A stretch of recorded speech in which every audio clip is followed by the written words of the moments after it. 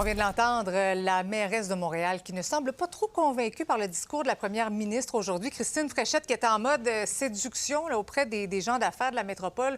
Et Étienne, qu'est-ce qu'elle a justement à leur proposer, Mme Fréchette? Bien, c'est ça l'affaire. C'était assez mince aujourd'hui, la mairesse qui disait qu'il n'y avait rien de nouveau. En tout cas, Mme Fréchette, elle disait qu'elle en avait beaucoup à proposer, qu'elle va se battre pour la communauté d'affaires, notamment pour avoir cette banque d'investissement de la défense là, dont on a beaucoup parlé dans les derniers jours.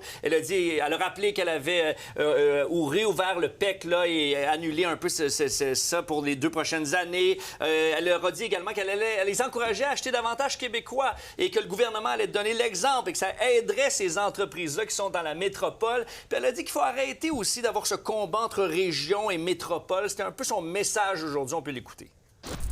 Trop longtemps, je trouve qu'on a opposé la métropole aux régions, puis les régions à la métropole. Et pour moi, là, c'est clair. Le Québec a besoin du dynamisme de Montréal, qui a besoin de la vitalité de ces régions.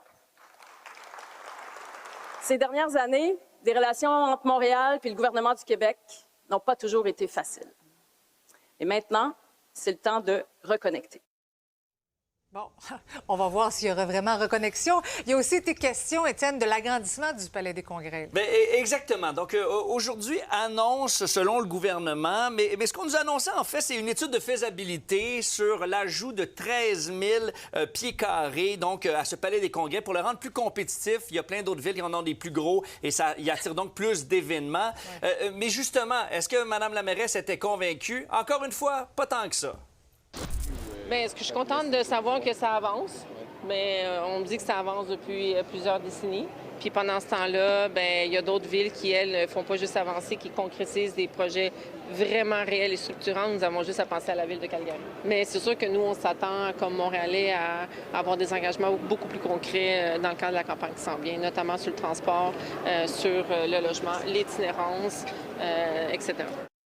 La mairesse et la première ministre, Étienne, s'entendent au moins sur une chose, sur le dossier des infrastructures. Il faut en faire beaucoup plus, investir davantage. Il y aura un plan qui va être dévoilé par le gouvernement québécois. Bientôt, nous dit-on. Ça va être Éric Girard qui va le piloter. Mais aujourd'hui, Mme Fréchette a dit on veut couper moins de rubans et s'occuper davantage de nos vieilles routes et de nos vieilles infrastructures. Ouais, Donc, ça va être... qu'on l'entend, mais ça va être ça la priorité, dit-elle. Merci, Étienne. À bientôt.